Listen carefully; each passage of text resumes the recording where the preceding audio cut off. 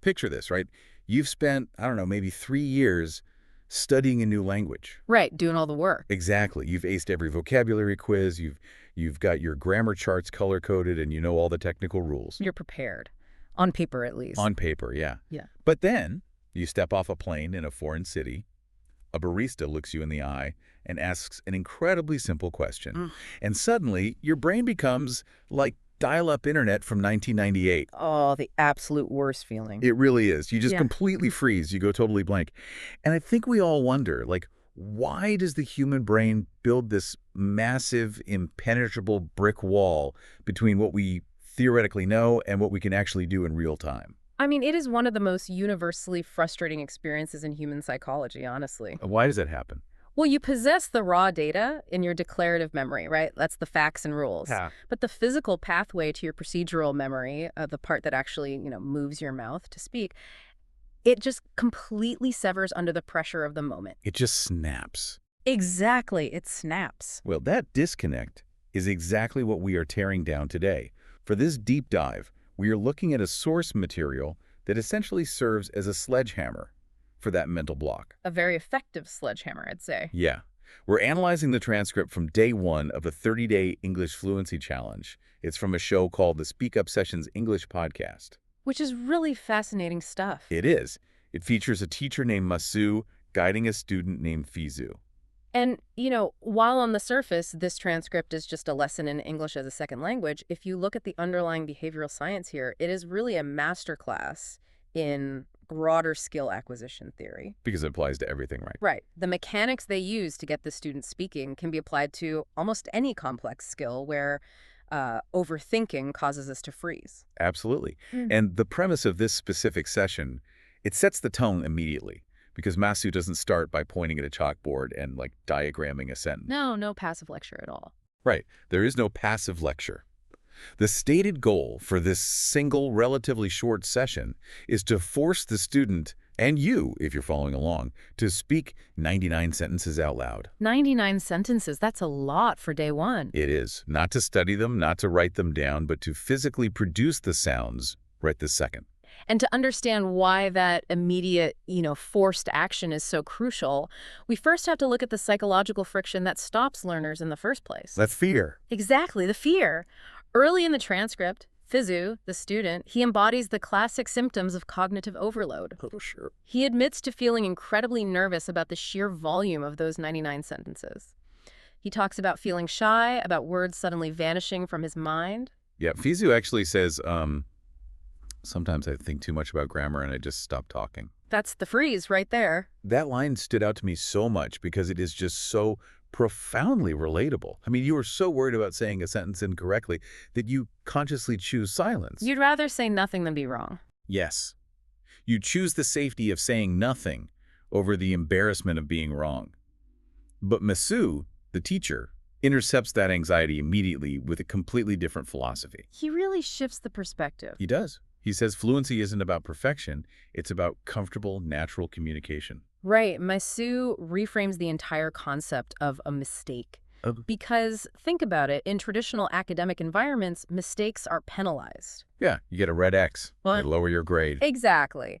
But Masu tells Fizu that native speakers make mistakes constantly. They fumble words, they use the wrong tense, they restart sentences all the time. Which we are doing right now, probably. Exactly. And the profound shift here is Masu stating that if you aren't making mistakes, you simply aren't practicing enough. Wow. Yeah, mistakes are framed not as failures, but as the required friction necessary to generate fluency. Well, wait, let me push back on this a little bit because that defies pretty much everything we are taught about building a new skill. Well, we're always taught that practice makes permanent, right?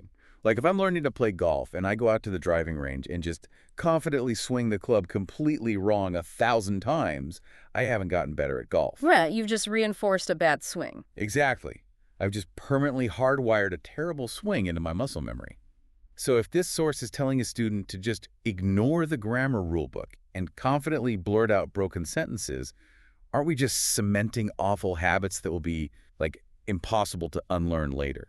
I mean, that is the most common fear in language learning, without a doubt. And it's a highly logical concern, but skill acquisition in a social context works differently than hitting a golf ball in an empty field. Okay, how is it different? The primary barrier to fluency in the early stages isn't a lack of grammatical knowledge, it is the paralyzing fear of the social penalty. Ah, right. Looking stupid in front of someone else. Exactly. So the immediate goal of this day one session is not the mastery of syntax. The goal is the total eradication of that fear. They are prioritizing a communication-first mindset. Okay, so the idea is that just getting your point across, even if it's super messy, has to take precedence over getting the conjugation perfectly right. Exactly, because language provides a self-correcting feedback loop if you are actually communicating. Oh, that makes sense. Right. The refinement of those bad habits happens organically through the momentum of the practice.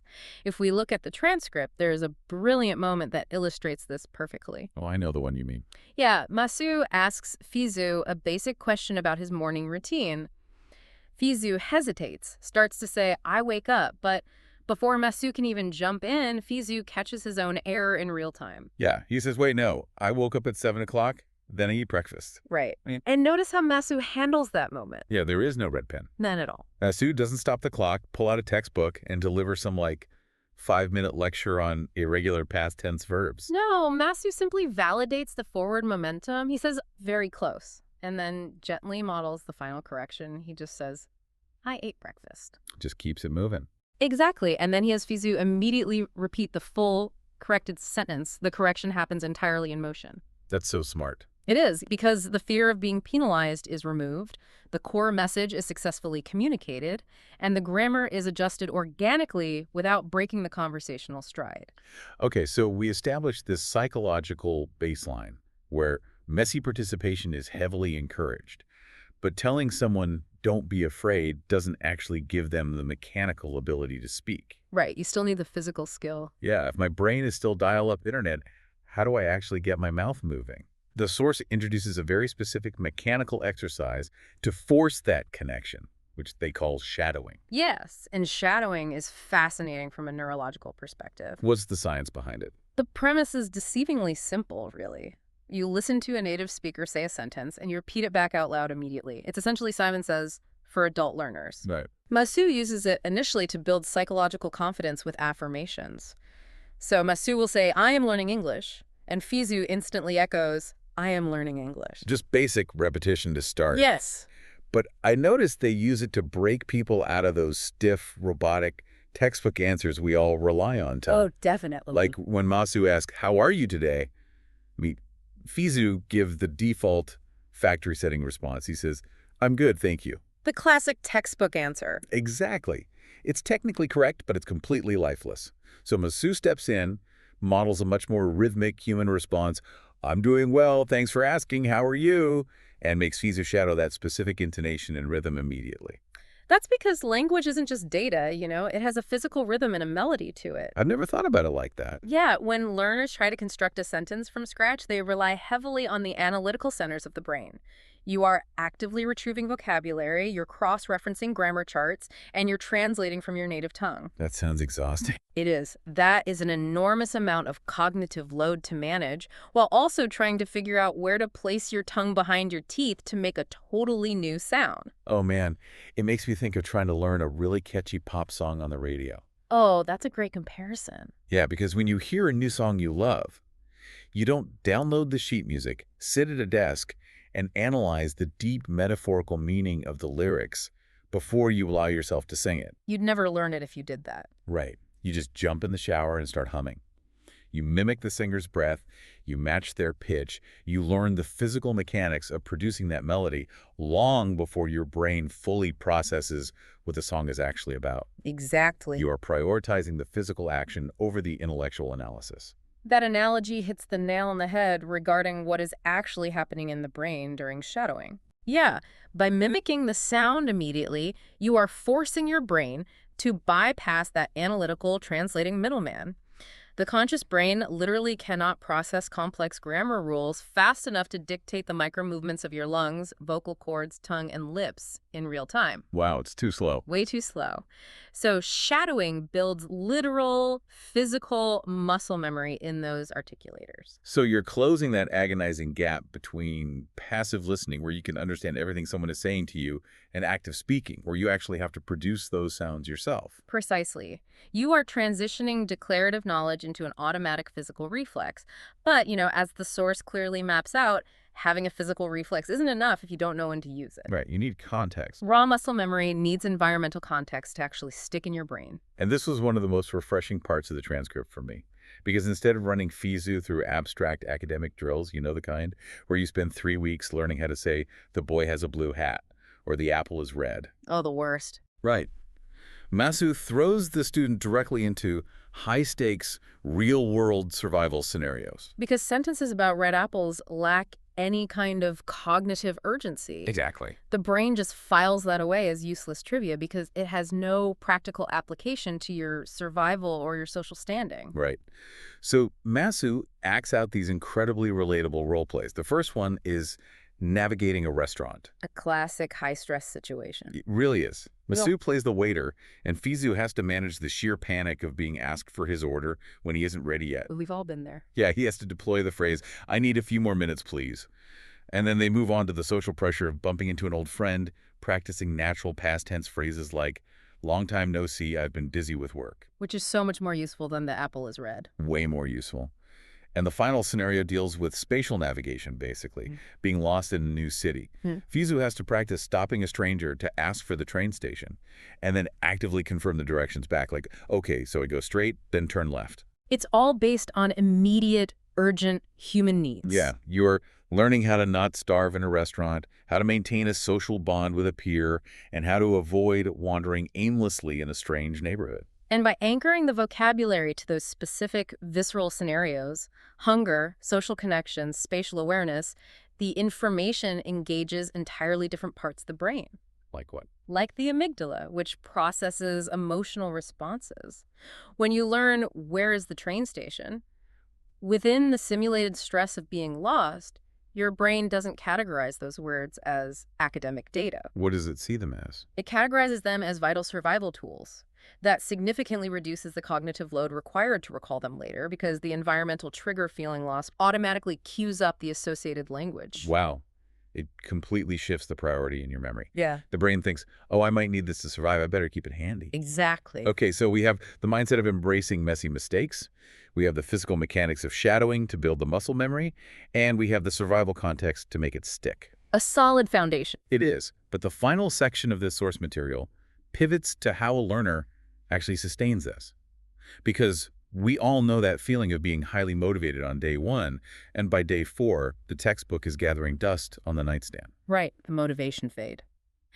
The source wraps up by distilling its philosophy into actionable daily habits, which they call the pillars of fast-track fluency. And if you look closely at these pillars, they aren't just studied tips, are they? No, not at all. They are a blueprint for total environmental immersion. They argue that you can't just study a skill actively, you have to fundamentally change your passive environment. Yeah, they talk about speaking out loud every single day, even if it's just for 5 minutes alone in your car. Which is huge. And they talk about the necessity of active listening, not just letting a podcast play in the background while you wash dishes, but actually tuning in and trying to echo the words. Active engagement is key. Right. But there is one concept in this final section that really stopped me in my tracks. It's the rule about firing your internal translator. Yes. The mandate to stop translating in your head. It sounds so hard. It is undoubtedly the most difficult psychological hurdle in the entire transcript, but it is the absolute linchpin for achieving real-time fluency. Yeah, the source uses a very specific example here. It says that when you see a dog walking down the street, you cannot allow yourself to think of your native word first. You have to look at the animal and just think, dog. Right. I started trying to calculate the actual mechanics of what happens when we ignore this rule, and the cognitive traffic jam is just wild. Oh, walk through that calculation because it perfectly illustrates the problem. Okay, so let's say my native language is Spanish. I see the animal on the street. First, my visual cortex processes the image, right? Yep. Then my brain accesses my native vocabulary. and pulls up the word pero. Then I have to mentally open up my internal dictionary, cross-reference pero to find the English equivalent, which is dog. That's a lot of steps. And I'm not even done. Finally, I send that translated word to my motor cortex to move my mouth. That entire relay race might only take like a quarter of a second.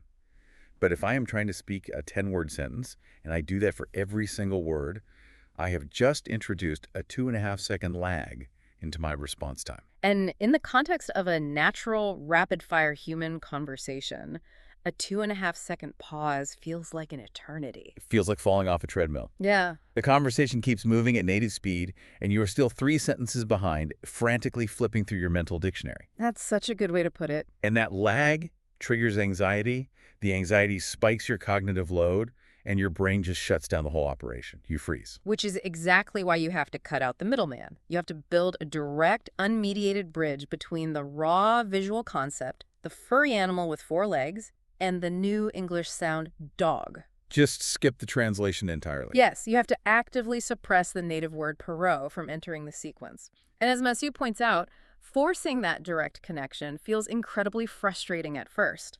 Oh, I bet. It requires immense mental discipline. But if you want to maintain the rhythm of the pop song, you cannot be translating the lyrics on the fly. You have to stop translating the world around you and start experiencing the world directly through the lens of the new language. So when we pull all of this together, what is the ultimate takeaway for you, the listener? Whether you are actively trying to learn a second language, trying to pick up a new instrument, or trying to master a complex professional skill, this Speak Up Sessions transcript offers a brilliant, actionable blueprint. It really does. First, you have to prioritize messy, high-friction communication over silent academic perfection. You have to participate in the game. Get in the game. Right. Second, you need to rely on physical mechanics over intellectual analysis by using techniques like shadowing to build literal muscle memory. And finally, you have to ruthlessly eliminate the internal translator that is causing that massive cognitive traffic jam in your head. Building on that broader application, I think there is a really provocative thought experiment we can leave the listener with today. Oh, I'd love to hear it. Well, we've spent this entire deep dive looking at how powerful this methodology is for spoken language. But consider what would happen if we applied this exact shadowing technique to the other highly complex, intimidating skills in our lives. Wait, how would that translate to something outside of linguistics? Well, think about someone trying to learn how to write computer code, or trying to become a compelling public speaker, or even someone stepping into a major leadership role for the first time. Okay, yeah. Usually, our default instinct is to retreat to the academic safety zone. We buy a textbook on Python, or we read a massive biography about the theories of great leadership. Right, we over-prepare on paper. Exactly. We overthink the abstract grammar of how to be a good boss, and then we freeze the second we actually have to lead a difficult meeting. What if instead we bypassed the theory and immediately shadowed the experts? Oh, that's fascinating. You mean physically mimicking the output before you fully grasp the underlying theory? Precisely. What if you found a leader you deeply admire, pulled up a video of them navigating a crisis, and you literally shadowed their delivery out loud in your living room? Wow. You mimic their tone, their pacing, their physical posture. Or if you're learning to code, you don't just read about syntax. You literally retype lines of elegant code written by a master, feeling the rhythm and structure of how they build software. You're forcing your brain to feel what competence physically feels like. Yes. You make all of your messy, embarrassing mistakes in the safety of practice, trusting that the intellectual fluency of the skill will eventually follow the physical action. You stop waiting until you feel perfectly ready or perfectly educated to start. That completely flips the traditional learning model on its head. It really does. Because that terrifying frozen feeling we talked about at the very beginning, that moment when you know the definitions but your mind goes entirely blank, Yeah. you aren't going to fix that by reading another chapter in textbook. No, you're not. You don't thaw out frozen knowledge with more theory. You thaw it out by moving. You open your mouth, you mimic the motion of the expert, and you allow yourself the grace to fumble. Exactly. Because as we learned from Masu today, if you aren't out there making mistakes, you just aren't practicing enough.